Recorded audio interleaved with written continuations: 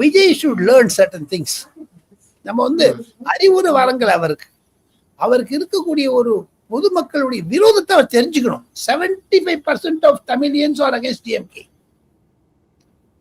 தப்பு பண்ணிட்டு காங்கிரஸை பிரிச்சுட்டு போனார்னா அதுக்கு அவருக்கு டிஎம்கே பை சான்ஸ் தோத்து போச்சுட்டு திருப்பி ஒரு 5-10 சீட்டு அசம்பிளியில் வந்துன்னு வச்சுங்க, விஜய் தும்சம் பண்ணிடுவார். ரெட் ஜெயிண்டா இருந்தாலும் சரி, ப்ளூ ஜெயிண்டா இருந்தாலும் சரி. ஆனா அவங்க டிஎம்கேல அதே மாதிரி equal number of opposite reaction இருக்கும்.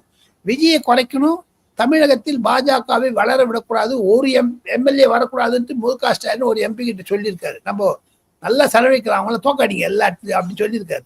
அந்த டக்கஃபால்லாம் வரும்.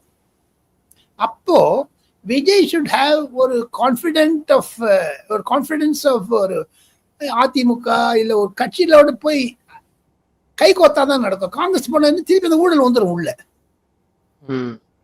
எல்லாத்தையும் ஊழல் வந்துடும். ஊழல் வராத ஒண்ணு இருக்கணும்னா அது விஜய் ஒண்டி தான். we cannot go alone after Karur. இதையெல்லாம் பார்த்து கொண்டு நாளை அவர் என்ன திங்கட்கிழமை 27th என்ன பேச போறாருங்கிறது தான் ஒரு எதிர்பார்ப்புகள் அதிகமாக இருக்கிறது.